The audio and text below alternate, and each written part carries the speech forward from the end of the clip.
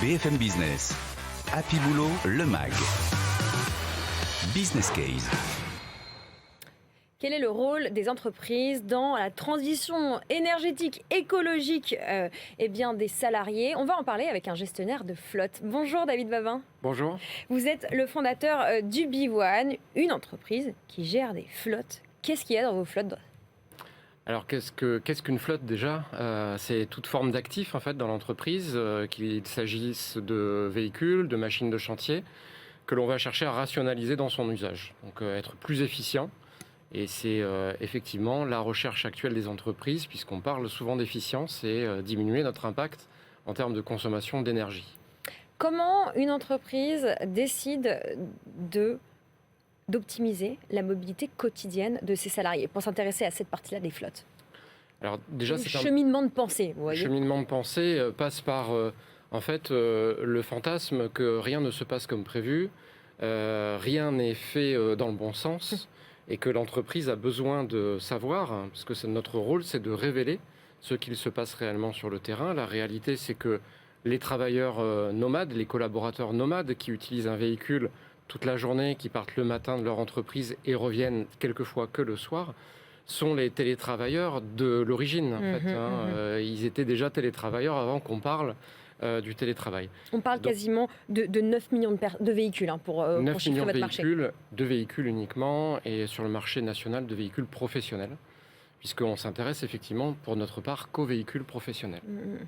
Alors, est-ce que vous diriez que les entreprises ces derniers temps ont plutôt été assez actives, assez volontaires dans le fait d'aider le pouvoir d'achat de leurs salariés, parce qu'on le sait, le transport, c'est une grosse partie du pouvoir d'achat. Et matériellement, comment ça se concrétise? Alors, c'est un sujet qui nous touche, nous, pas forcément, puisqu'on utilise le cas du véhicule professionnel, donc qui est totalement pris en charge par l'entreprise. Ouais. Donc, l'approche de l'entreprise va être plutôt orientée sur ses coûts en carburant, en temps passé par les salariés de l'entreprise, et à chercher à rééquilibrer aussi la forme de travail des collaborateurs. On sait qu'aujourd'hui, un collaborateur dans l'entreprise est extrêmement volatile.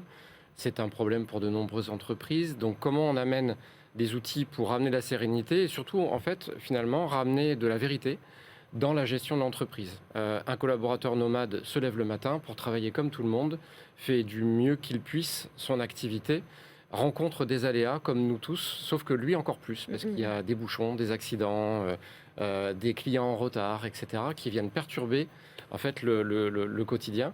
Et donc, on va ramener cette vérité dans l'entreprise pour lui permettre de comprendre quels sont les mécanismes qu'elle peut mettre en œuvre afin de gagner du temps, gagner de l'argent au travers du carburant et diminuer aussi globalement son impact sur l'environnement. Concrètement, donnez-nous des exemples d'outils qui viennent rapporter la vérité que vous décrivez.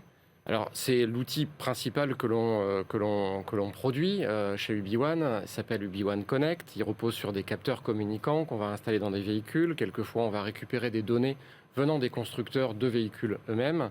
Le tout étant pour notre client, qui est un opérateur sédentaire au sein de l'entreprise, de savoir sur une cartographie où sont les véhicules, quelle est leur empreinte géographique sur une période donnée, quels sont les déplacements qui sont effectués, combien de temps on passe en mobilité, combien on passe de temps chez un client, et toute cette traçabilité est la première donnée importante de l'entreprise pour savoir où elle doit actionner des leviers. Des exemples qui sont nombreux. Nos clients gagnent régulièrement 15 à 25% globalement de productivité dès lors qu'ils ont compris ce qui ne fonctionnait pas dans leur entreprise. Exemple, le carburant. Le carburant, typiquement, des déplacements qui ne sont pas adéquats par rapport à la mission de l'entreprise. Certains collaborateurs qui sont peut-être plus volontaires que d'autres vont faire des amplitudes géographiques énormes. Et donc cet équilibre n'est pas à respecter vis-à-vis des autres salariés. Donc quand on rééquilibre, en fait, on rationalise, on améliore son rendement. C'est le GPS au service de la productivité, si je reformule. Oui, alors la productivité, c'est un vilain mot quelquefois. Donc c'est surtout pour nous la sérénité. La productivité, elle est la conséquence de cette sérénité, puisque les collaborateurs, eux aussi, profitent de ces outils. Quand on est dans un prisme médiatique souvent très parisien, on parle beaucoup du télétravail, on le fait malheureusement un peu trop sans doute à BFM Business. Il faut quand même mettre 2-3 chiffres sur ce que c'est tous les gens qui sont en voiture tous les jours et qui ne sont pas concernés par l'absence de mobilité.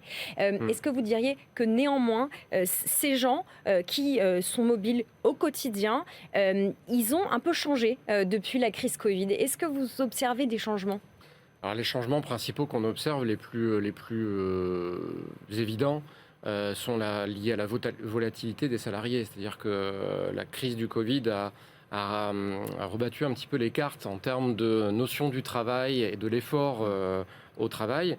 Et donc, on voit des collaborateurs qui passent d'une entreprise à l'autre beaucoup plus facilement. Après, la méthode de travail, elle n'a pas réellement changé, si ce n'est que les besoins, finalement, en termes de logistique, sont beaucoup plus importants suite à cette crise du Covid qu'ils ne l'étaient avant. On voit que les flux logistiques sont désormais beaucoup plus importants pour beaucoup de nos clients, de l'ordre souvent de plus 25 à plus 30%. Et ça, c'est révélateur en fait d'un nouveau mode de vie où les gens vont rester plus longtemps à domicile et vont vouloir consommer sur leur lieu de travail. Et souvent, le lieu de travail est le lieu de domicile. On voit le développement des plateformes de livraison, notamment des repas, qui se développent grandement. Et donc tout ça influe sur la mobilité.